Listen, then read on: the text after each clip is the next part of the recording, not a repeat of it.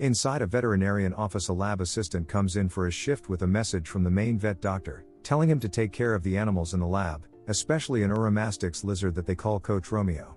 After feeding the lizard and putting it back into its pod, the doctor mistakenly bumps into an object that takes his attention away from the reptile. When he looks back, Romeo has disappeared. As he looks around, he finds him in a corner, but the reptile quickly runs away. As he tries to catch it, he finds Dr. Monica, the owner of the lab, lying dead on the floor, with papers littered around her that say murder. After taking care of her children, Morgan receives a message about a murder victim. Arriving at the lab, they are briefed on the situation, whereas thinks that the doctor had a cardiac arrest, but it seems like the printer had another opinion. While the team discusses what possibly played out, Morgan walks around the lab, meticulously looking at every object, and finds a case of a poisonous frog with the key unlocked. It looks like one of the frogs is missing. Remembering the warnings from earlier about a hazardous and poisonous frog, Karadec is about to wash his hands using one of the hand sanitizers. Before she can warn him, Karadec is about to use it, so she shoots him with a tranquilizer, which causes the detective to fall unconscious. Later, Karadec wakes up, and Morgan explains that she tried to warn him as he was about to use the hand sanitizer. Inside it was a frog poison that would have paralyzed him. Judging from the rashes on the hands of the deceased, she couldn't use her hands, and that's why she had to use her printer to declare that she was murdered. Fortunately, the printer has an AI voice command system that allows users to control it using only their voice. Going further with her theory, she points out that the frog aquarium was loose and one of the poisonous frogs seems to be missing, which means that the missing frog somehow got into the hand sanitizer, causing the rashes on the deceased's hands. Meanwhile, Karadec is still recovering from the incident when the director calls the team and sends an address where a lady reported the doctor to be missing before her actual death, asking them to see what they can find. When they get to the address, they find a lady known as Bethany, so they start questioning her about the dead doctor. She shares a story about how they met 2 years ago in a yoga class and how they've become best friends.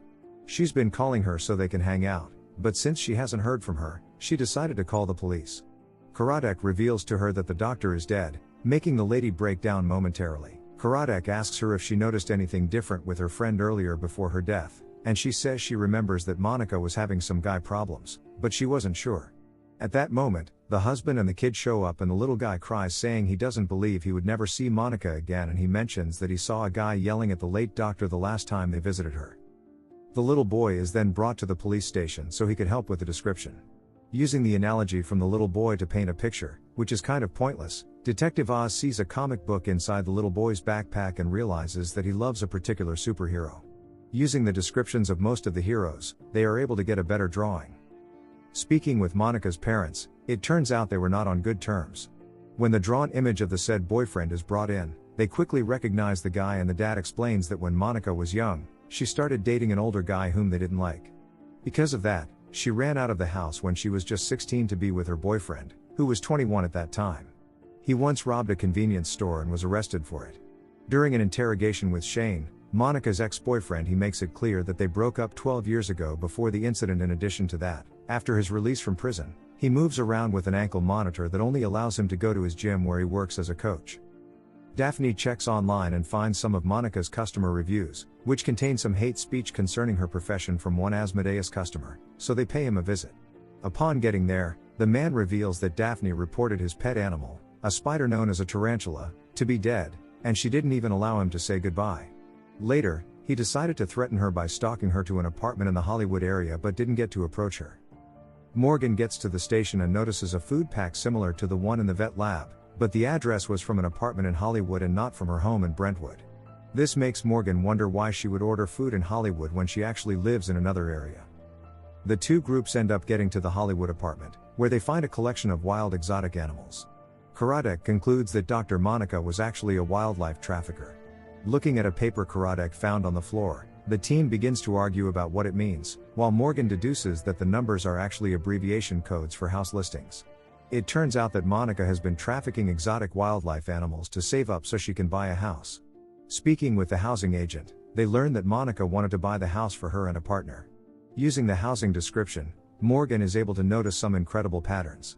The house Monica wanted to buy contains bee flowers for pollination, and noticing the decoration in Bethany's salon, which contains some bees, means Monica wanted to buy a house for her and the woman she loves, which is Bethany. So the duo goes to Bethany's shop and shares their evidence with her. She confirms it to be true and confesses that she was leaving her marriage to be with Bethany. Her husband saw the text messages on her phone with Monica and thinks she was going to leave him. With this, Morgan and Karadec nod in affirmation that the husband, Nathan, might be the killer. During an interrogation with Nathan, Oz walks in with a book that contains knowledge about toads and frogs. Inside it is a page that shows someone learned about the poisonous frog that killed Dr. Monica, and this book was found hidden under his tool chest. With this, Nathan admits he was the one who killed Monica. As a junior officer, Oz is happy to have solved his first interrogation with a suspect and shares the moment with the office team. Morgan joins in and notices that something doesn't sit well with Karadec, as he doesn't believe that Nathan could confess so easily to killing someone. Morgan too confirms this, as the dots aren't quite clear. Since it's Friday, Karadec says they will continue the investigation on Monday, but Morgan points out that she can't sleep due to her condition, so they need to resolve it. Morgan is so relentless in solving the mystery that she takes her kids to the store where Monica's ex-boyfriend supposedly robbed a store years ago. Using vivid attention to detail, she is able to deduce what actually happened on that day. Remembering Monica's dad mentioning that Shane wore flip-flops on the day of the robbery, she wonders how the old man knew. She then goes to the beach where Shane works as a gym coach. After getting his attention, she plugs out his earbuds to confirm he has both ear dimples and realizes that Monica was pregnant with his child. Morgan interrupts Karadec on his date with the report of her findings, saying she thinks that the little boy Gabby is not Bethany's biological son, rather he is Monica's and Shane's. To make things clear, she points out that Shane and Gabby happens to share preauricular sinuses, which are known as ear dimples. This is a very rare phenomenon and can only be inherited, and she found similar dimples on the little boy's ears, concluding that Monica wasn't buying a house for both her and Bethany, rather she was buying the house for herself and her son.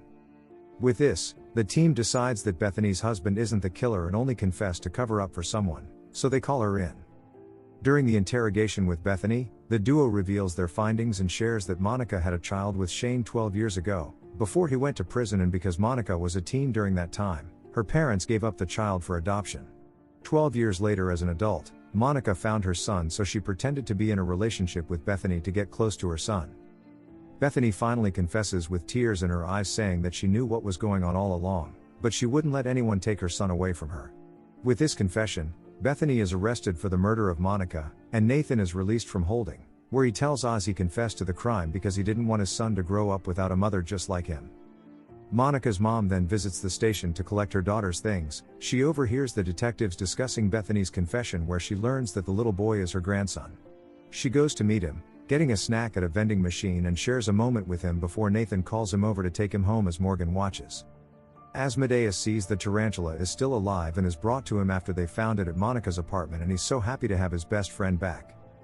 Finally, Morgan goes home to spend time with her daughter after learning she got a birth control pill for her acne. Thanks for watching. If you enjoyed the video and would love to see more of this series, please drop a like and tell us what you think in the comments section. Thanks for watching.